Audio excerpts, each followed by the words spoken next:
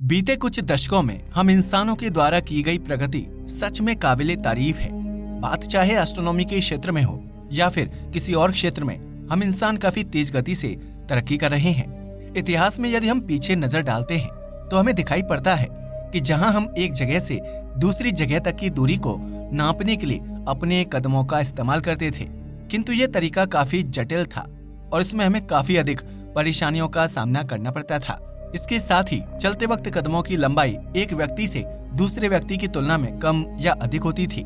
इस वजह से एक्यूरेट डिस्टेंस कैलकुलेट नहीं हो पाती थी और एक जगह से दूसरी जगह की लंबाई को मापने में काफी दिक्कत होती थी। अधिक दूरी की लंबाई को कदमों से माप पाना संभव नहीं हो पाता था। इसी परेशानी को हल करने के लिए मेजरमेंट के यूनिट का कॉन्सेप्ट दिया गया। इसी के साथ जैसे जैसे समय बीतता गया वैसे वैसे हम कई सारे तरीकों से दो जगहों के बीच की दूरी को मापते गए और जैसे जैसे हमारी टेक्नोलॉजी एडवांस होती गई, हमारे पास और ऐसी ढेरों तकनीकी आती गईं जिनकी सहायता से हम बहुत ही आसानी से दो जगहों के बीच की दूरी को मेजर करने में सक्षम होते गए। आज हम अपने मौजूदा टेक्नोलॉजी की बदौलत दो ग्रहों के बीच की दूरी या कौन सा ग्रह सूर्य से कितनी दूरी पर है या हमारा चांद हमसे कितनी दूरी पर है बहुत ही कम समय में और आसानी से ज्ञात कर सकते हैं।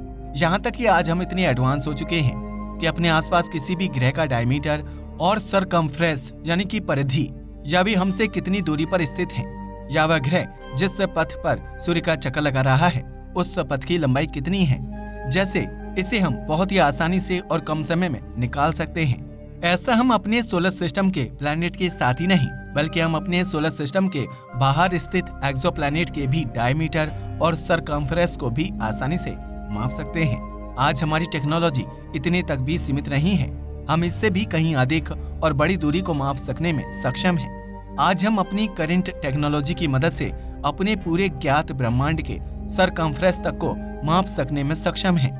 यदि पीछे देखें तो एक समय ऐसा था जब हमें अपनी धरती पर ही दो जगहों के बीच की दूरी को मापने में कड़ी कठिनाइयों का सामना करना पड़ता था, और वहीं एक आज का दिन है जहां हमारी टेक्नोलॉजी बहुत ही विकसित हो चुकी है। हम बड़ी से बड़ी दूरी को बहुत ही आसानी से कैलकुलेट करने में सक्षम हैं। लेकिन क्या आपके दिमाग में ये सवाल कभी आया कि कैसे हमारी धरती की परिधि को मापा जाता है और कैसे इसे सबसे पहली बार मापा गया था और किसने मापा था? क्या शुरुआत में किसी लंबी रस्सी या इंची टेप की सहायता से धरती के चारों तरफ घूमकर धरती के सरकमफ्रेंस को मापा गया था? यदि आप ऐसा सोचते हैं तो मैं आपको बता दूं कि यह सच नहीं हो सकता, क्योंकि ऐसा कर पाना असंभव है। तो आखिर कैसे इतिहास में सबसे पहली बार धरती के सरकमफ्रेंस को मापा गया था? यदि आप इसका जवाब जानना चाहते हैं तो बने रहिए हमारे साथ अंत तक। आज के इस वीडियो में हम जानेंगे कि कैसे लगभग 2200 साल पहले एक नॉर्मल से मैथमेटिशियंस ने महज एक छोटे से डंडे और सिंपल से मैथ का इस्तेमाल करके धरती के पूरे सरकमफ्रेंस को माप लिया था और ये पता लगा लिया था कि हमारी पृथ्वी कितनी बड़ी है। बात है 240 बीसी की। इरेटोस्थनीज, जो कि यूनान के प्राचीन दार्शनिक, गणितज्ञ और खगोलविद थे, जिन्हें भूगोल का जनक भी कहा जाता है, उन्होंने एक छड़ी के शैडो और सिंपल से ज्योमेट्री का इस्तेमाल करके उसी समय धरती के सरकमफ्रेंस को कैलकुलेट कर लिया था और इसके साथ साथ उन्होंने धरती और सूरज के बीच की दूरी को भी बहुत ही सही मेजर कर लिया था। इसके साथ साथ उन्होंने ये भी पता लगाया था कि हमारी धरती अपने अक्ष यानी एक्सिस पर कितनी डिग्री टिल्ट होकर सूर्य का चक्कर लगाती है। धरती के सरकमफ्रेंस को मेजर करने से पहले उन्हें कुछ चीजों का पता चला था और इन्हीं कुछ चीजों का ज्ञान होने से वे धरती के सरकमफ्रेंस को मेजर कर पाने में सफल हो पाए थे। इरेटोस्थनीज इजिप्ट के अलेक्जेंड्रिया नामक एक शहर में रहते थे। उन्हें पता चला कि इजिप्ट के एक शहर साइन में हर साल 21 जून को दोपहर के समय ठीक 12 बजे सूरज इस शहर के ठीक ऊपर होता है।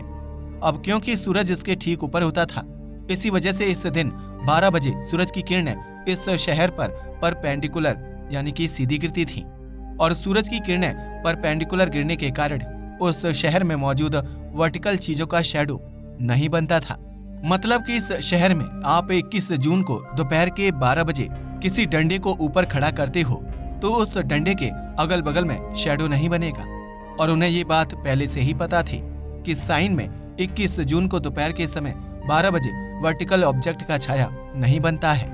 उसी समय यानी कि 21 जून को दोपहर के 12 बजे इरेटोस्थनीज इजिप्ट के ही एक शहर अलेक्जेंड्रिया में मौजूद थे। उन्होंने ठीक 12 बजे एक स्टिक को वर्टिकल खड़ा किया और देखा कि वहां पर उस स्टिक की शैडो बन रही थी। अब इससे उन्हें पता चल गया कि हमारी पृथ्वी गोल है, किंतु उस समय अधिकतर लोग ये मानते थे कि हमारी धरती फ्लैट है। किंतु इस घटना के बाद इरेटोस्थनीज पूरी तरह से कंफर्म हो गए कि हमारी धरती गोल ही है, और यदि धरती फ्लैट होती तो 21 जून दोपहर के 12 बजे सूरज की किरणें पृथ्वी की सारी जगहों पर परपेंडिकुलर ही पड़ती और उस समय किसी भी वस्तु का कोई भी शैडो नहीं बनता। किंतु ऐसा नहीं हो रहा था। अलेक्जेंड्रिया में 21 जून दोपहर 12 बजे चीजों का शैडो बन रहा था। इसके अलावा एक और बात थी जिस वजह से इरेटोस्थनीज को भरोसा हो गया था कि हमारी पृथ्वी गोल है। दरअसल 5th सेंचुरी बीसी में एम्पेडोक्लीस और एनेक्सएगोरस पहले से ही कहने लग गए थे कि पृथ्वी फ्लैट नहीं बल्कि गोल है। दरअसल उस समय उन दोनों मैथमेटिशियंस ने बताया था कि जब लूनर एक्लिप्स होता है तब धरती की शैडो चांद पर एक आर्क के रूप में बनती है, और इस चीज से साफ साफ ये पता चलता है कि हमारी पृथ्वी गोल है। चलिए अब इससे आगे बढ़ते हैं और जानते हैं कि आखिर कैसे इरेटोस्थनीज ने धरती के साइज को कैलकुलेट किया था। 21 जून दोपहर 12 बजे अलेक्जेंड्रिया में प्रत्येक चीजों का शैडो बन रहा था और उसी तरह से स्टिक का भी शैडो बन रहा था, किंतु साइन में स्टिक का शैडो नहीं बन रहा था। अलेक्जेंड्रिया में जो स्टिक का शैडो बन रहा था उस शैडो के टिप से लेकर डंडे के टिप तक एक लाइन खींची जाए तो उस लाइन और डंडे के साथ एक एंगल बनता है और जब पूरा फिगर एक ट्रायंगल बनता है। अब दोस्तों यहाँ पर आप गौर कर सकते हैं कि डंडा जो पृथ्वी पर खड़ा किया गया है वह धरती के सरफेस के साथ परपेंडिकुलर है, और इस वजह से धरती के सरफेस और डंडे के साथ बनने वाला एंगल एक राइट एंगल होगा, यानी कि 90 डिग्री का कोण होगा, और इस वजह से यह बनने वाला ट्रायंगल एक राइट एंगल ट्रायंगल होगा। किंतु अलेक्जेंड्रिया के विपरीत साइन में कोई भी शैडो नहीं बन रहा था। इस वजह से हम कह सकते हैं कि वहां बनने वाला एंगल का मान 0 डिग्री होगा। इस हिसाब से अलेक्जेंड्रिया और साइन में बन रहे शैडो के बीच 7.2 डिग्री एंगल डिफरेंस था। अब अलेक्जेंड्रिया और साइन दोनों ही जगहों से यदि एक लाइन खींची जाए और धरती के कोर पॉइंट पर जॉइंट करें तो धरती के कोर पॉइंट पर बनने वाला एंगल भी 7.2 डिग्री ही होगा। अब जैसा कि आप सभी जानते होंगे कि हमारी पृथ्वी गोल है और इस वजह से इस सर्किल का कंप्लीट एंगल 360 डिग्री होगा, जैसा कि किसी अन्य सर्किल में होता है। इसका मतलब ये हुआ कि अलेक्जेंड्रिया और साइन के बीच का डिस्टेंस धरती के टोटल एंगल 360 डिग्री में से 7.2 डिग्री का है, और यदि यहाँ पर अलेक्जेंड्रिया और साइन में स्थापित किए गए दोनों डंडों के बीच के डिस्टेंस को पता कर लिया जाए तो आसानी से पूरी धरती का सरकमफ्रेंस भी पता किया जा सकता है। अब आप सोच रहे होंगे कि कैसे, तो इसका जवाब है हम 360 डिग्री को 7.2 डिग्री से डिवाइड करेंगे तो हमें मिलेगा 50, यानी कि अलेक्जेंड्रिया और साइन में स्थापित किए गए दोनों डंडों के बीच का जो डिस्टेंस है वह धरती के टोटल सरकमफ्रेंस के डिस्टेंस का 50वां भाग है, और इसीलिए यदि हम उन दोनों डंडों के बीच की दूरी को 50 से गुणा कर दें तो हमें जो वैल्यू प्राप्त होगा वह धरती का टोटल सरकमफ्रेंस होगा, और कुछ ऐसे धरती के सरकमफ्रेंस को कैलकुलेट किया जा सकता है। इसलिए धरती के टोटल सरकमफ्रेंस को निकालने के लिए इरेटोस्थनीज को इन दोनों पॉइंट अलेक्जेंड्रिया और साइन में स्थापित किए गए दोनों डंडों के बीच की शॉर्टेस्ट दूरी को मालूम करना था, और यह उनके लिए एक बहुत ही बड़ी चुनौती थी। इन दोनों डंडों के बीच के डिस्टेंस को पता करने के अलावा उनके पास ऐसा कोई और रास्ता नहीं था जिसकी मदद से वे धरती के सरकमफ्रेंस को माप पाते। उस समय ऐसी कोई भी मशीन या टेक्नोलॉजी डेवलप नहीं हुई थी जिससे कि बिना उन दोनों जगह तक पैदल चले उन दोनों जगहों के बीच की दूरी को पता किया जा सके। इन्हीं सभी कारणों से ये काम बहुत ही मुश्किल था, किंतु जब वह केवल उन दोनों पॉइंट के बीच के डिस्टेंस को पता करके एक महान खोज कर सकते थे तो इस काम को करने के लिए वे कुछ भी कर सकते थे। उन्होंने इस काम को करने के लिए एक जवान शख्स को हायर किया और उसको यह काम सौंपा कि उन्हें अलेक्जेंड्रिया और साइन में स्थापित किए गए उन दोनों डंडों के बीच चलकर जाना था और उनके बीच की शॉर्टेस्ट डिस्टेंस को मापना था।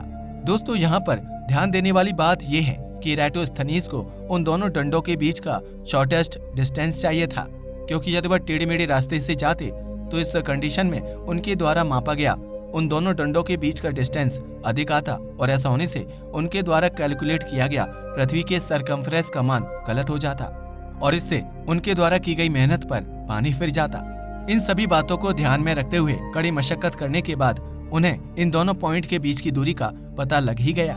इन दोनों पॉइंट के बीच की दूरी थी 5000 स्टेडिया, जिसे यदि हम किलोमीटर में कन्वर्ट करें तो यह 925 किलोमीटर के बराबर होगा।